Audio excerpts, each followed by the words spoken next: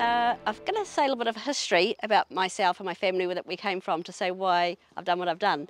And so my ancestors were settlers from Scotland, and in Scotland they had little villages, and each little village, little hamlet had the baker and the butcher and the farmer and that sort of stuff, and they had a lovely little setup.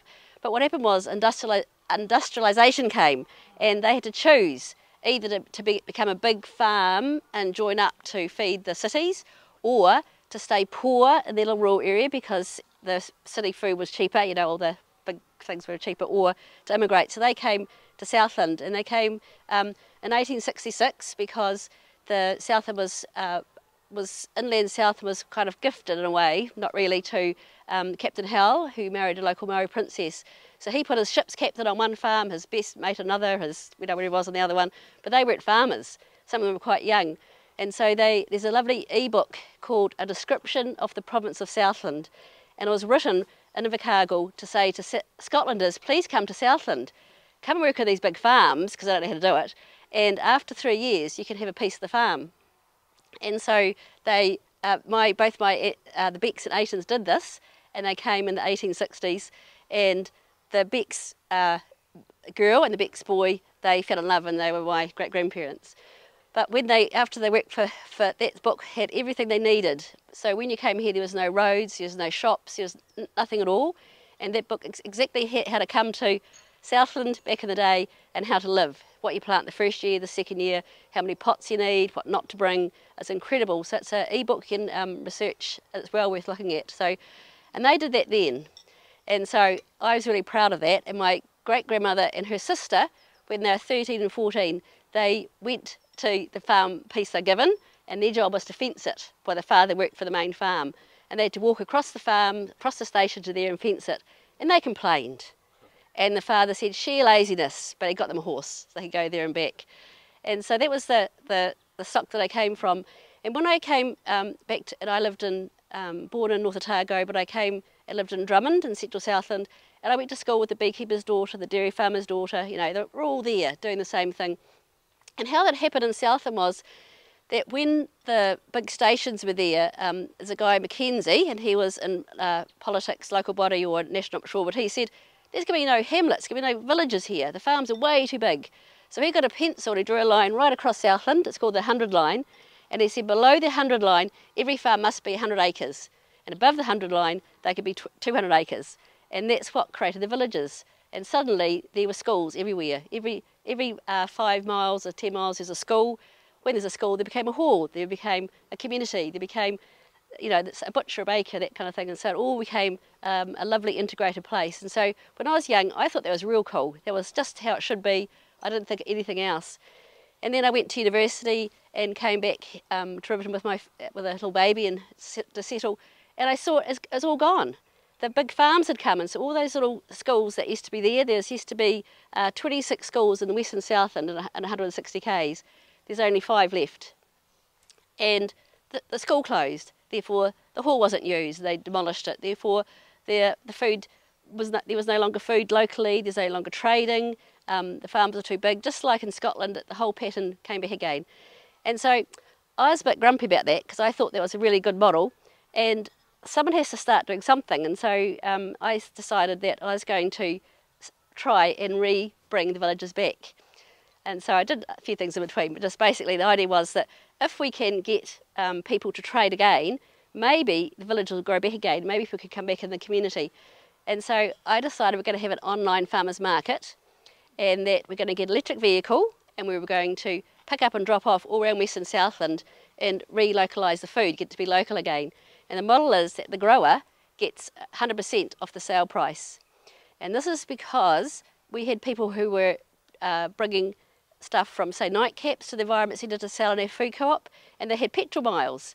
So they had to have 80 k's to sell 10 kilos of tomatoes. And that's why I thought of the electric vehicle van. And the other thing is that a tomato grower came into the Environment Centre and he said that what do you do? I've just walked off my tomato business.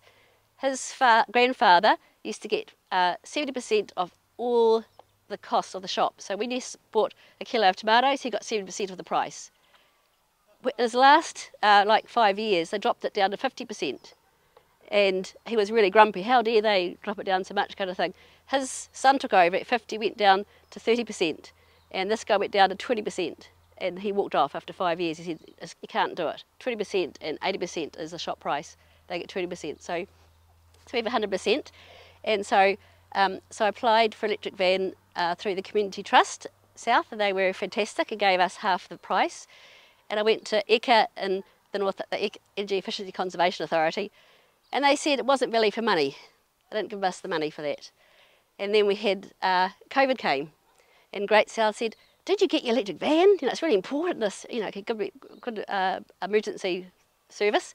And I said, "No, it wasn't value for money." So they showed exactly the value for money to Wellington, and they said, "Not unique enough."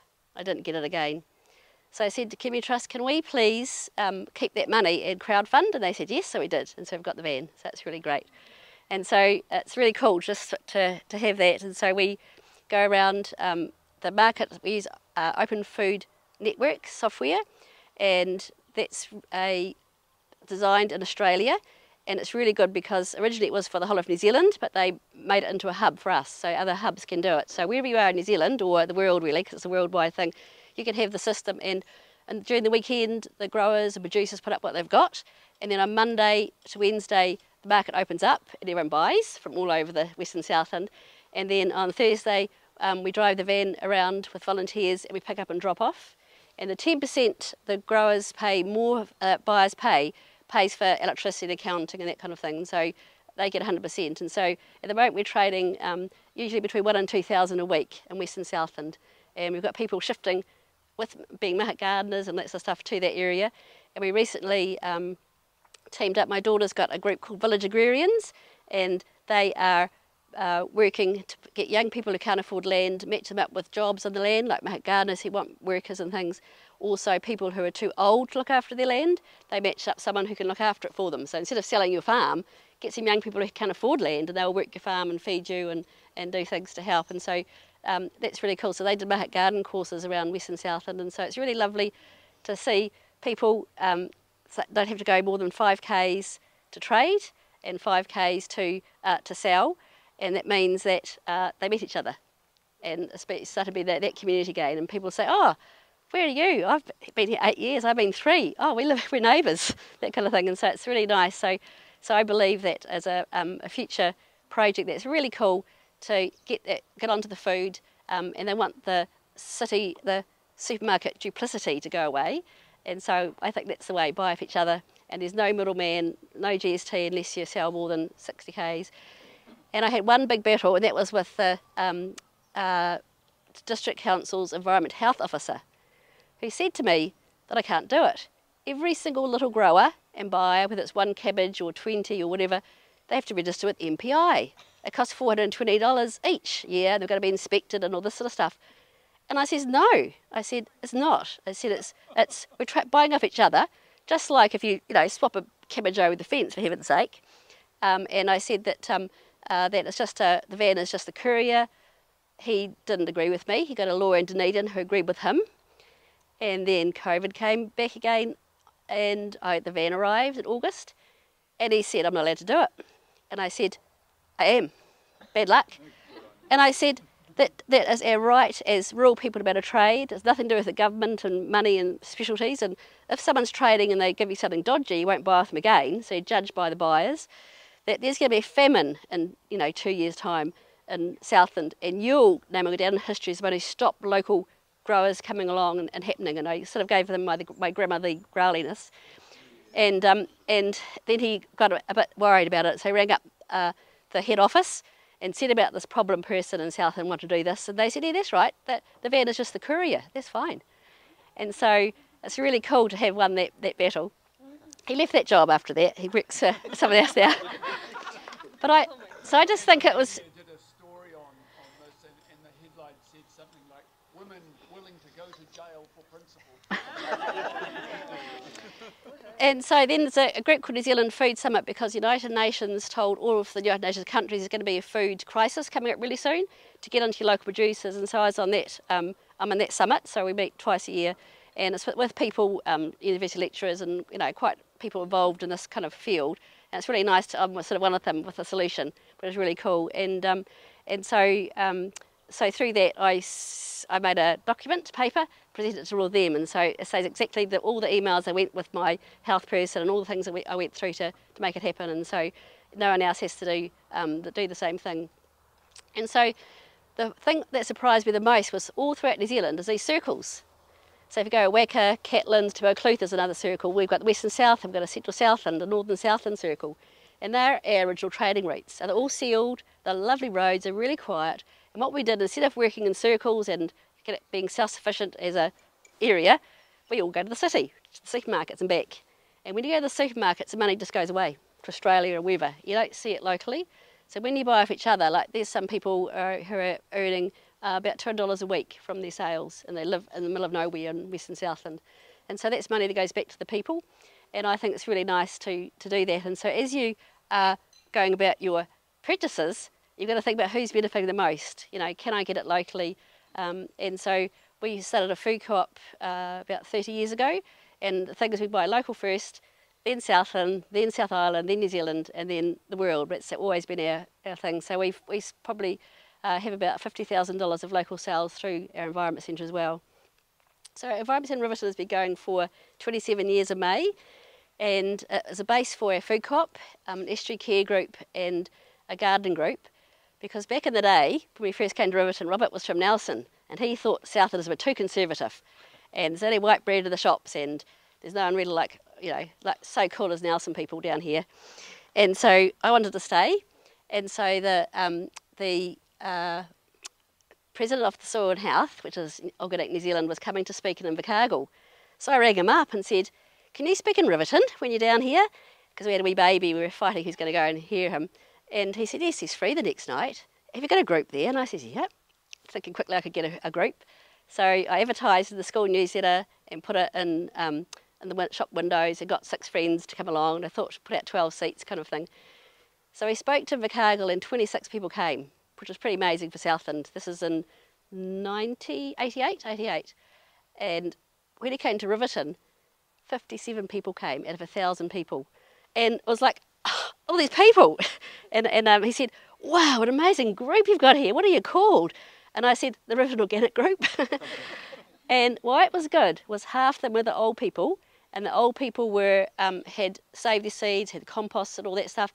Their kids had gone to the city to do modern stuff. Thanks very much, we don't really care about that anymore, granddad kind of thing.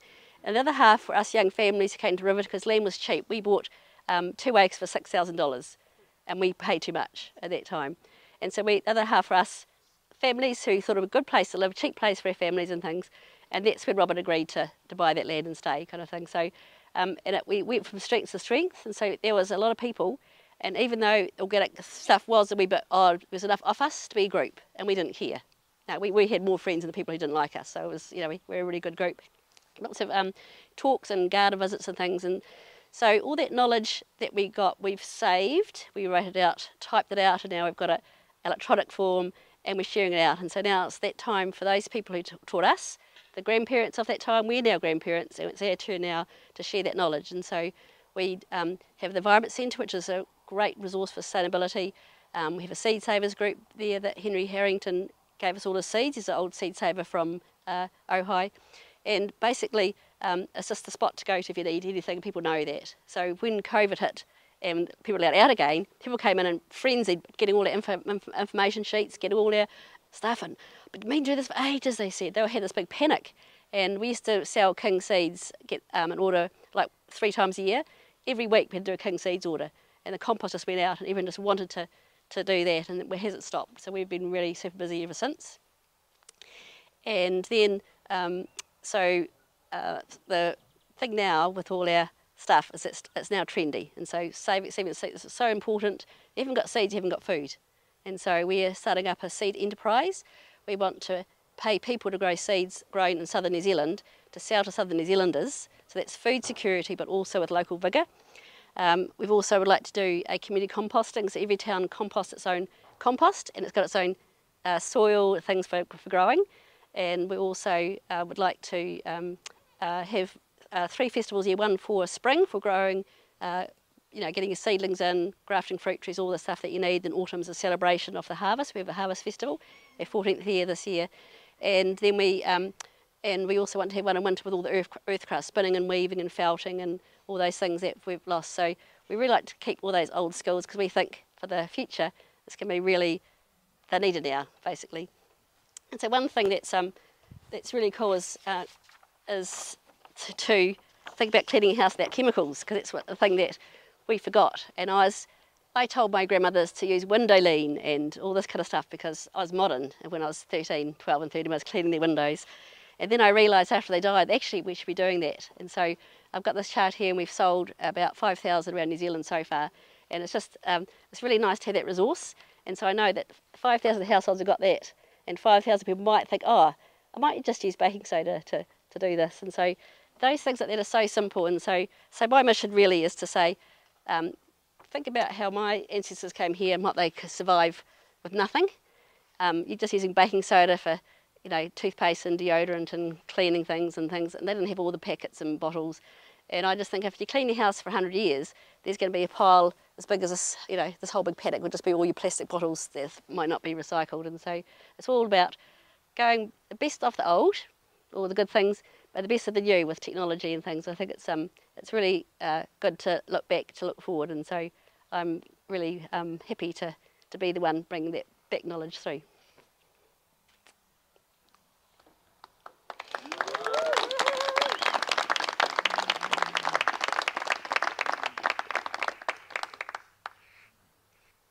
Any questions? Yep. What was the online market? Open Food Network. And you could even do it in a suburb. You know, so if you lived in a suburb in a city, you could have it just for your suburb and have a little market just for your suburb and trade, you know. So it's a really, really good system. And same in diversity, all the apple trees and potatoes and things, that's important as well, we do.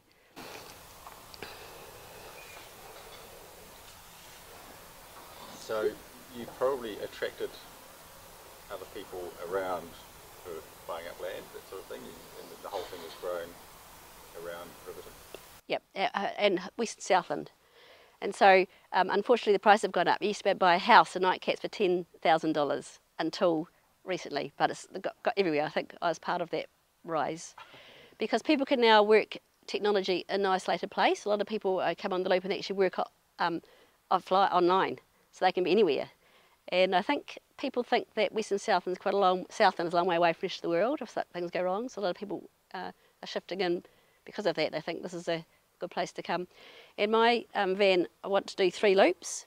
And so raised bush is the natural joining part for Central Southland, Northern Southland and Western Southland. And that's why raised bush is there. And so I'd love the van to be based there and do 3 loops. So we like to come and get rolled oats from up here.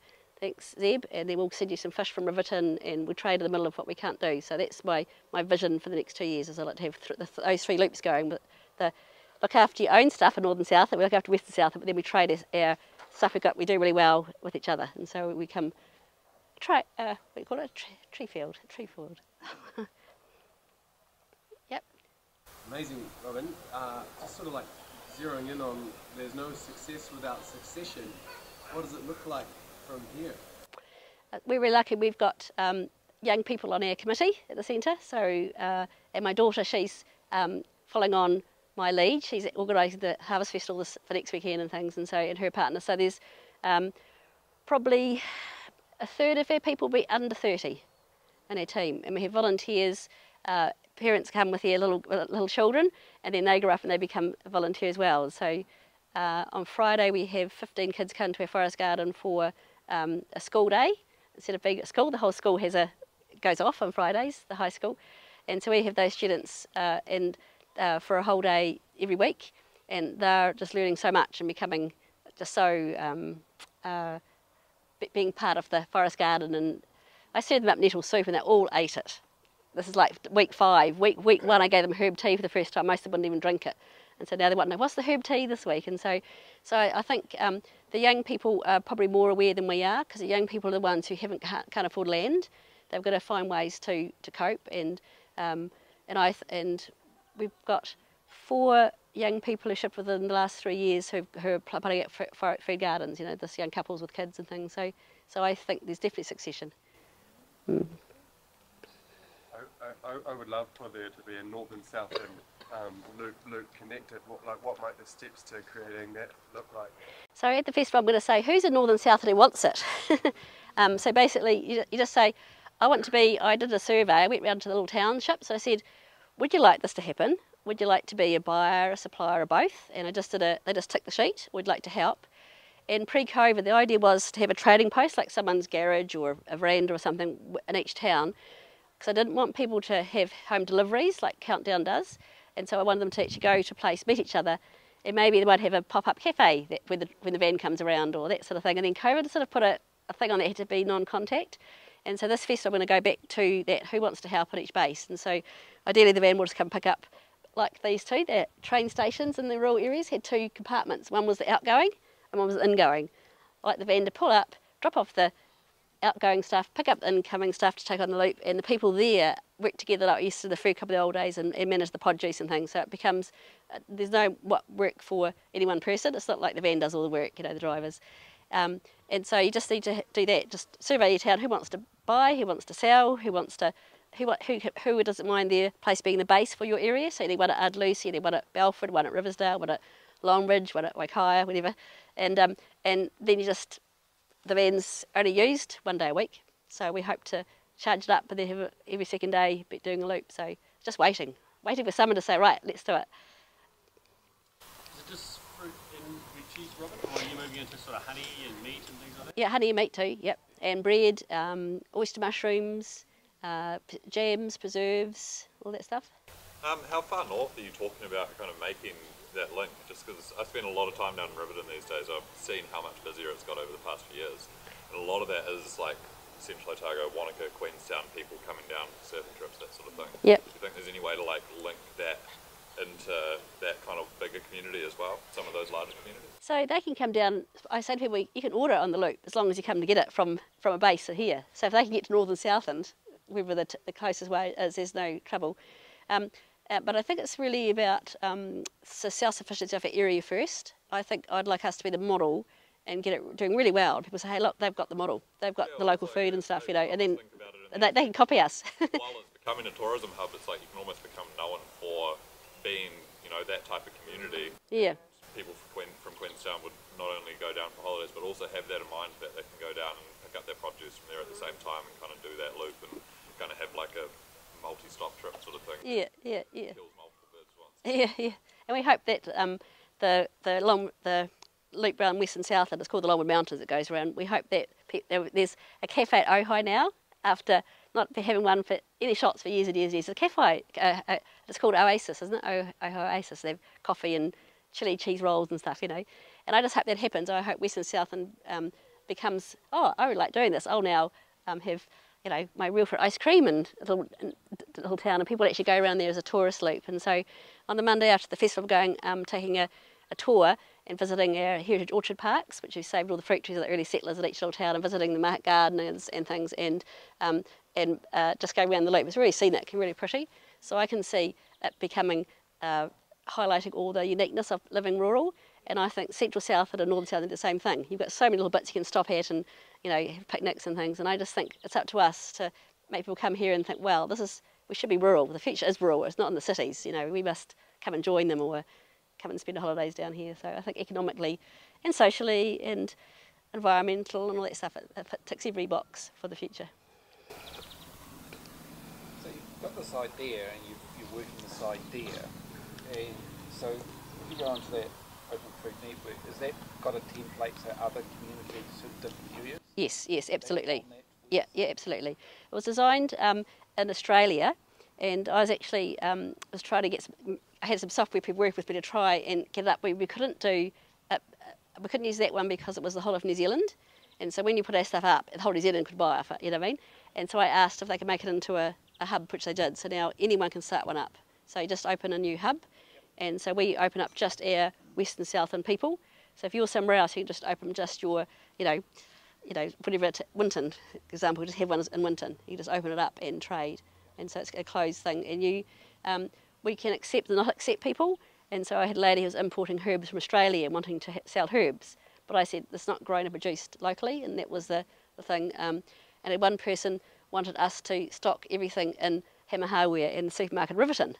Because I'm being it's not inclusive. You're only having people who grow their own. What about the supermarket? That's a local business. And I says, no, I'm not having Chinese food or stuff with numbers on the loop, you know. And so you can just design your own thing. It's really super good. And the Breeders at New Zealand Food Summit thing with me, and so she's super happy that we're doing it because she got it there to be used, and we're using it the most out of anyone in New Zealand so far. So, yep. That's fun. Bit of a unique one, because yesterday we were spending some time with the lovely Rochelle, and we were dreaming up everything you just talked about today. Yeah. Yeah. Yeah, no, it's welcome. So we're going for nearly 18 months. It started in August. Is it 18 months? About that time. So we've ironed out a few things. We've got lots of things. We can be advisors and help too. Yeah. But it's people appreciate. They just love it, don't they, Rob? Rob goes around the loop a lot on the van. As well, because he gets to socialise with all these people. And your funding, how was that? Oh, so we got 38,000 from Community Trust. We went to present to them with growers and bakers and everything, and we had 8 people all said why they wanted to happen, you know, and they gave us the whole lot what we asked for, which is really cool. And then we crowdfunded the balance. So the van was $56,000, and that's with we had to only crowdfund 15 because when I was turned down 2 years in a row, the van we got now is better because it goes right around the whole loop. When I first looked at it, we had to actually fund charging stations in 2 places as well. So this one goes 238 k's, yeah, 238 k's, and so we don't have to charge up. It's really good, and so what did I say about that? And so that now it's almost self-funding because we keep 10% of the trade, so we're getting about $120 an average a week now. And when we get a bit more, we'll have enough won't be able to pay the driver in the future. So it's self-funding. So we're just covering that because we don't want to make a profit. And I'm really proud that all the money, whatever the grower wants for their produce, they get it. And if they charge too much, people don't buy it, they buy off the other guy. So it's a self-regulating market. So how does that work? The grower gets 100%, yep. You get 10% of... so when the buyer buys, they might buy $70 worth. $7 added onto that is the buyer fee, because they're just waiting until it comes to them. The buyer has to pick it and do all that sort of stuff, and so they get the easy end. And it just means it's worthwhile. And so it might be someone only have 2 cabbages, but I've got 2 cabbages, you know, too many, and that's fine. Someone else loves them, and so the good thing about that is there's no waste, because if you go to a normal farmer's market, you might take 30 lettuces, you sell 10, and you got 20 that you can't do anything with, or you take 50, or the opposite, you take 30 and you should have had 50. But here, you know exactly on the Wednesday night what's needed to pick up on the Thursday morning, and so it's like there's no waste. Those lettuces can stay till next week. The only tricky thing is that if you're going around, sometimes someone wants something here and there, and you can't get to both places. And so my problem is to attract me to Ojai, it's 29 k's. But I've got ways to do that, because one lady lives at Ojai and she works in Riverton, so she can pick up those 2 items that need to be the van early so no one misses out. Or someone says, just bring it next week, you know. So it's not totally 100% possible, but it's 99% possible. And we find a solution, or people say, just wait till next week, you'll get your hazelnuts or whatever it is. Yeah, So the sellers set the price on the platform, do they? Yep, they set the price, yep. So you have your own, you log in as a producer, and you take a photo of your produce, and you put how many you've got, and once you've got all your photos up, you just have to put in a number, what you've got, and zero it out, haven't got it. Make sure if there's none left, put 0, otherwise someone's going to buy it. You think, I've got none left. So you can do that all by yourself, and the buyer can buy by themselves, and then all we do is we deliver and pay the bills. And so at the moment, the buyer pays once, plus 10%, and then we pay the grower once, their share, less that 10%. And so ideally, who's speaking after me? I'll tell you name, sorry, he said he can do that for us. He can design, he thinks. That'd be cool. And that'd be really easy. That means we won't have to do anything. So it will just be a total transaction between the 2 people, direct sales. That happens on the platform. Yeah, on the platform, yeah. and it's got all instructions how to do it, and they just need people who are really willing to have their we use the Ojai School, we've got a hall foyer, we've got someone's veranda, you know, just different things around the town and the loop. Are you including value-added produce as well? Yep, yep. So we have. You can make stuff and sell it. Yep. And so people have to follow the MPI regulations, but because it's a direct sale, it doesn't matter. So I expect them to, if they're going to make something, they have the bench clean and the dogs out and whatever it is, kind of thing. And so one lady has hazelnuts. She does hazelnuts roasted, raw. She does muesli, makes dukkha out of it, and then at Last Lake Lodge, they've got a cafe, so they've got a commercial kitchen, but they've got 2 acres of organic gardens and orchard, and so they make all chutneys and jams and that sort of stuff. And bread is also is fine, so you can do anything you like. And we can also sell, we've got flowers on the loop, and it'd be nice, because mail's crazy. Mail goes up to Christchurch and back. I don't see why we can't do depot-to-depot mail deliveries or, you know, gifts, whatever. So I think that it's just like the old days, like the old, you know, how they used to do. So because you've got that system running, then there'll be people who go, well, you know, I could have made extra yogurt, but now I can because I know I can sell it. Yeah. So they start producing stuff. Yeah. So I was talking to a grower near in the Cargill, and they were saying that if they were to do add-on value produce with what, you know, like make jams or chutneys, they'd have to get special licences. So are we just, like, I think it's fine if we're just bypassing that. Yeah, bypassing it. Just bypassing it. Yeah. So you put it on trade me. I've got 6 jars of jam to sell on trade me. Someone buys it, and a courier picks it up. You don't have to register. That's my winning with the environmental health guy. Yeah. And so the regulations are for exporting mainly, and they have the same standard for exported food as they do for domestic food, and it's just crazy. It's killed the whole thing. And my brother's involved in the Dave Kennedy's involved in the farmers market thing, and he says they can't get enough growers because they can't do it, and so that's why you've got to just go backwards. Yeah, do it anyway. Anybody says anything, well, what else can we do? We've got to do. Yeah. I like it. Yeah, How do you handle and package meat? What do you do? so it's frozen. It's all frozen, yeah. At the moment, but then it's in plastic, I guess. yeah, but there's possibilities to do it differently too. But at the moment, that's fine. We've just got one grower at the moment, but that's fine for the meantime. But eventually, we probably have to get a chiller on the van to have raw meat.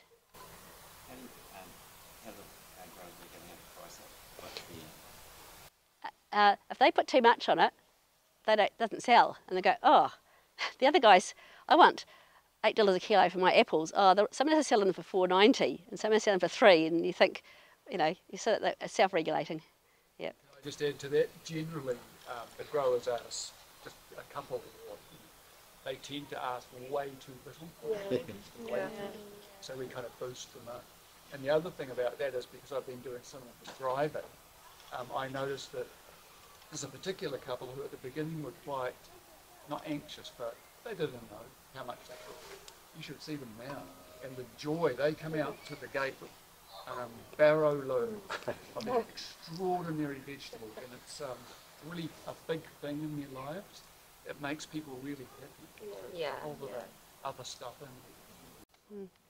And like one lady puts flowers, so every time you get a cauliflower or a kale, she always puts a flower from a garden in there, so you open your bag and there's a little flower, and people write little handwritten notes, thanks for your support, and it's really nice. They're really buying off each other, so yeah.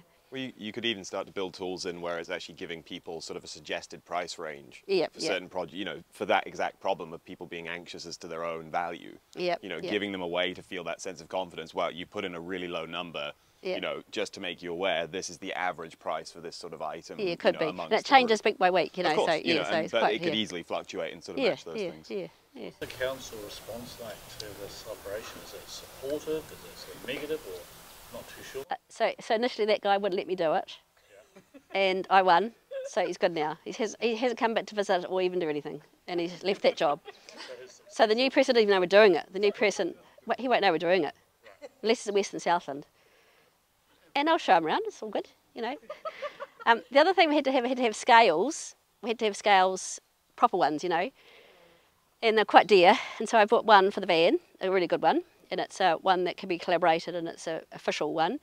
And sometimes it's in the van and sometimes it's not, we leave it behind, we forget about it. But I've just bought one of those dial ones, and they're for bakers. And so each hub has got a trestle table and a dial one. They cost about 150, I think. And they're right down to 5 grams, that's what bakers use. So for our purposes, that's fine. But people don't really care about using that, they just put extra in. Oh, that's a kilo, I'll put another one in just to make sure it's enough. So everything's generous, you know, there's no complaints about not enough. Well, thank you so much, Robyn, just for stewarding the ancient wisdom that like really is essential that we bring back into our modern culture, and also just for channeling your life force towards these like incredible solutions. It's amazing what you just told us. So. Thank you very much.